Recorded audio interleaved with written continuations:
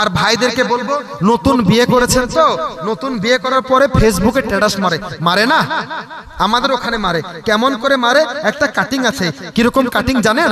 ফেসবুকে কাটিংটা হলো, স্বামী স্ত্রী দুজন দাঁড়িয়ে আছে, এই তুলে নিল, কিংবা কোনো ভাই তুলে দিল, তুলে দেওয়ার পরে ওই স্ত্রীর মুখে একটা স্টিকার মেরে দেয়, মারে না, একটা স্টিকার মেরে দেয়। তার মানে কি? ওই বলদ, ওটা একটা কি গো, ওটা বলদ, ওটা পাক্কা বলদ। ওই বলদটা বলছে যে যত আমার ফ্রেন্ড আছো, যত ফলোয়ার আছো, তোমাদের জন্য অফার, খারাপ নিয়েন না, ডোন্ট মাইন্ড, এটা বাস্তব কথা, আমি আগে বলছি মাইন্ড করবে না। ওই বলদটা বলে যে তোমাদের জন্য অফার, আমার বউকে ফেসবুকে দিলাম, মুখে স্টিকার মারলাম, মানে মুখ দেখালে গুনাহ হবে, মুখ বাদ দিয়ে সব দেখো নেকি হবে। মুখটা দেখাবে না, ও আপনাকে সব দেখিয়ে দিবে। মুখের মধ্যে স্টিকার মারা আছে, কিন্তু বলদ দেখছে না।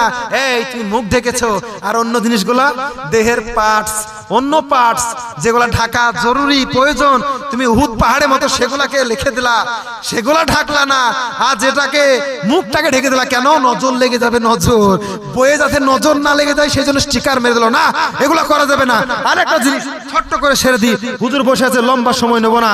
এই আরেকটা জিনিস, এই বিয়ে বাড়িতে ডিজে বাজে না, হক কথা বলবো, তাতে আপনারা যা করেন করেন, ভাড়ি দিতে দেন আর মারেন, যাই বলেন, হক কথা বলবো। এই বিয়েতে ডিজে বাজে না, ডিজে বাজে না, ডিজে বাজে, দেখবেন বিয়ে বাড়িতে ডিজে বাজছে, আর ডিজে বাজা অবস্থায় ভাই দাঁড়িয়ে আছে, বোন ড্যান্স দিচ্ছে, বাপ দাঁড়িয়ে আছে, বেটি ড্যান্স দিচ্ছে, ওইদিকে হিজড়া মার্কা, এটা বলা যাবে না, হিজড়া বলাতে পারে, সোশ্যাল মিডিয়া আমার চরম অবস্থা, হিজড়া আমার পেছনে পড়ে গেছে, যাই হোক সরি, এটা আমি বলবো না, যাক মুখ ফুসকে বেরিয়ে গেছে।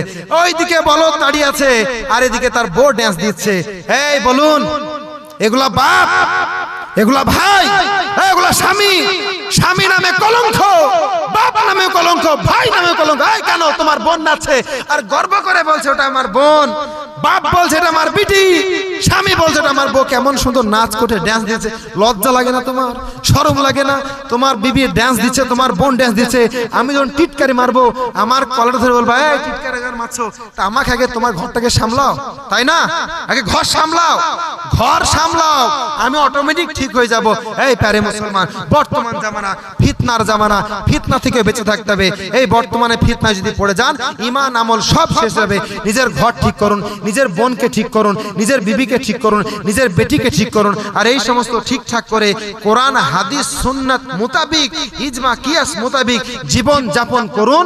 আপনার কিয়ামত, আখিরাত, আপনার কবর, হাসর যা আছে সব সুন্দর পার হয়ে যাবে।